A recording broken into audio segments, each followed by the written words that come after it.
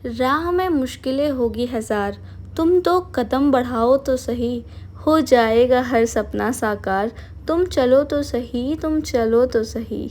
मुश्किल है पर इतनी भी नहीं कि तू कर ना सके। दूर है मंजिल लेकिन इतनी भी नहीं कि तू पा ना सके। तुम एक बार कोशिश करो तो सही, तुम चलो तो सही। So hey guys, welcome back to UPSC and I. कैसे हैं आप सभी लोग? मैं आशा करती हूँ आप सभी अच्छे होंगे। अभी मैं घर पे आई हुई हूँ, सुबह से दोपहर हो गई है और अच्छा अच्छा खाना मिल रहा है घर पे। बहुत आराम कर रही हूँ, अपने मनपसंद के कार्टून देख रही हूँ, कॉफ़ी पी रही हूँ। अच्छा खाना मिलना जो मुझे दिल्ली में मुश्किल हो रहा था वो मिल रहा है। तो मैं आज आपको बताती हूँ कि आज का रूटीन मेरा सुबह से शाम तक का क्या होने वाला है। बेसिकली आज मुझे अपना मेंस का पढ़ना है, प्लस अब पता नहीं रिज़ल्ट क्या होगा क्या नहीं, ये तो मुझे नहीं पता। पर हाँ, मैंने इतना ज़रूर सोचा है कि जो भी आएगा रिज़ल्ट, मेंस का मुझे तैयारी करना है, क्योंकि पता नहीं 1-2 मार्क्स से सी सेट में दिक्कत हो रहा है। बट जीएस ऑलमोस्ट मुझे लगता है हो जाना चाहिए। तो अभी पहला स्लॉट करने यहाँ पे मैं आई हूँ। इस स्लॉट में मैं मॉडर्न हिस्ट्री करूँगी। मॉडर्न हिस्ट्री के साथ साथ आर्ट एंड कल्चर भी मैम करा रही है, तो वो लेक्चर करूँगी। मैंने कोई मेंस का प्रोग्राम ज्वाइन नहीं करा है। और हाँ, बहुत सारे लोगों ने मुझसे ये भी पूछा था कि मैंने कोचिंग करी है या फिर सेल्फ स्टडी करके ये अटेम्प्ट में दिया था। हाँ, मैंने कोचिंग करी थी। मेरा बेसिकली 2 रीज़न था। देखो, मैंने अपना जब ऑप्शनल लिया था तो उसमें मुझे ऐसा ऑफ़र आया था नेक्स्ट ईयर ऑप्शनल के कि अगर आप 30,000 रुपये देंगे तो आपको 1 साल का कोर्स प्लस आपको जो टैबलेट है वो फ्री मिलेगा।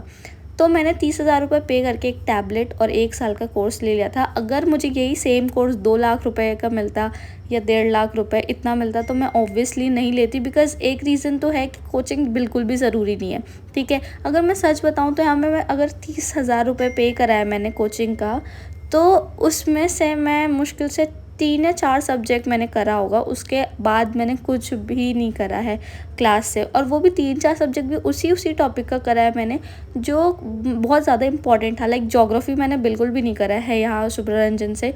मैंने सुब्ररंजन से क्लास लिया क्योंकि मुझे ऐसा लगता है कि मैंने उससे पहले ज्योग्राफी कंप्लीट कर दिया था।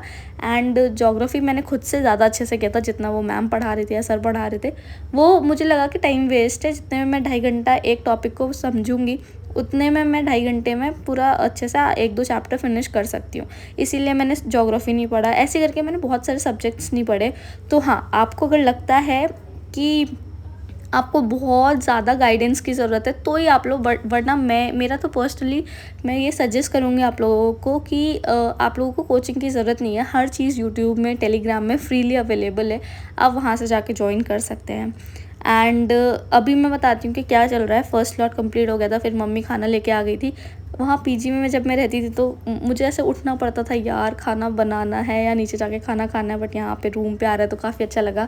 उसके बाद मैंने थोड़ा देर और पढ़ा था। उसके बाद मैं यहाँ पे आंसर राइटिंग करने आ गई थी। मैं आपको दिखाती हूँ कि ये मैंने पहले आंसर राइटिंग कर रखा है, और अभी टेलीग्राम पे मैंने एक ग्रुप ज्वाइन कर रखा है जो सर आंसर राइटिंग करवाते हैं एंड वो मार्क्स वार्क्स देते हैं। तो यहाँ पे देखो 10 में 3.5, 2.5 ऐसे मेरे मार्क्स आ रहे हैं अभी आंसर राइटिंग अगर मैं कर रही हूँ तो।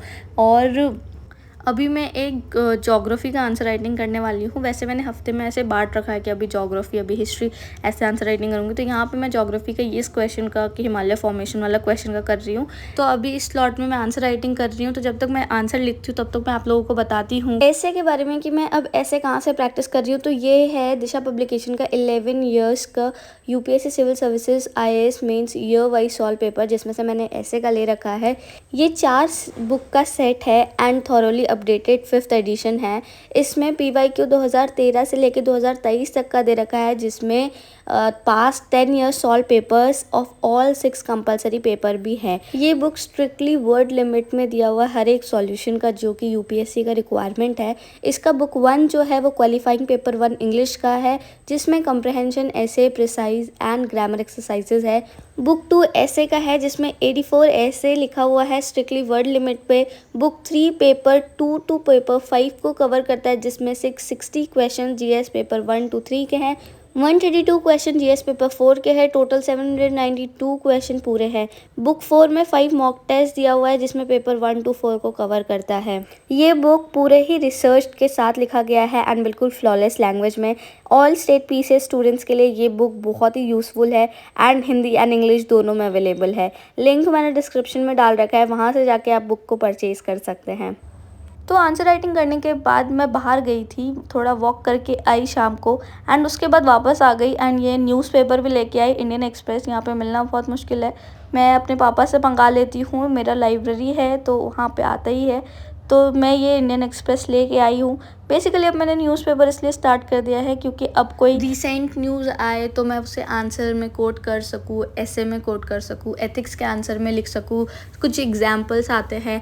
और जो हमने पुराने पढ़े थे वो मैंने लिखा था, बट अभी मैं घर आई हूँ तो वो डायरी नहीं लाई हूँ। तो मैं अब क्या कर रही हूँ, जो भी अब न्यूज़ वगैरह आ रहा है वो मैं अब पढ़ रही हूँ एंड उसको लिखते जा रही हूँ, ताकि जो भी अब मेरा आंसर हो, ऐसे हो, वो सारी चीज़ें हो। ठीक है, तो यहाँ पे मैं लिख रही थी अपना, और जो भी न्यूज़ आ रहा था उसको भी पढ़ती जा रही थी क्योंकि मेंस में भी क्वेश्चन बन सकता है जो न्यूज़ से रिलेटेड हो, स्टैटिक्स मिक्स करके। एंड थोड़ा मुझे डर भी लग रहा है कि मेंस में अगर होगा तो पता नहीं मैं कैसा आंसर लिखूँगी। वैसे तो मैंने मेंस के अच्छे खासे प्रैक्टिस करा है, बट अब देखते हैं आगे क्या होता है। वहाँ पे न्यूज़पेपर मैंने कवर कर लिया था 1.5-2 घंटे में एंड उसके बाद मैं बाहर आ गई थी। मम्मी सब्ज़ी लेने अकेले आई थी और यहाँ पे मैं आ गई थी ताकि मैं मम्मी की हेल्प कर दूँ। मम्मी आलू वगैरह लेने आई थी अपना, एंड यहाँ पे मैं ले रही हूँ इसे एंड उसके बाद इसको उठाने के चक्कर में मैं वीडियो नहीं बना पाऊँगी। तो ये लेके जाते हैं अभी घर को, क्योंकि अभी घर पे नानी लोग भी आई हुई है तो फिर अभी बहुत हो जा रहा है काम घर पे भी एंड थोड़ा हल्ला गुल्ला भी ज़्यादा होता है, जिसके वजह से मैंने एक कोना पकड़ लिया। शाम के टाइम पे सभी आ गए थे, चाय वाय पी रहे थे, बातें कर रहे थे, तो मैं दीदी के रूम पे आ गई थी एंड यहाँ पे मैंने एक कोना पकड़ लिया। एंड इसमें आज जो मैंने आंसर लिखा है उसके 3-4 आंसर मुझे ग्रुप में मिले। मतलब जैसे हमारा ग्रुप है तो उसमें बहुत सारे लोग आंसर भेजते हैं, तो जिनका बहुत अच्छा आंसर है मैं यहाँ पे वो आंसर को और अपने आंसर को उसके आंसर से एनालाइज कर रही थी कि क्या डिफरेंट है और मैं अपने आंसर को कैसे और अच्छा लिख सकती हूँ, क्या मिसिंग है, या एनालाइज करना बहुत इंपॉर्टेंट है। एंड यहाँ पे देखो मैं ये जैसे इसकी कॉपी देख रही थी मैं, इसने इतने अच्छे से डायग्राम बना रखा है जैसे हिमालय का फॉर्मेशन था।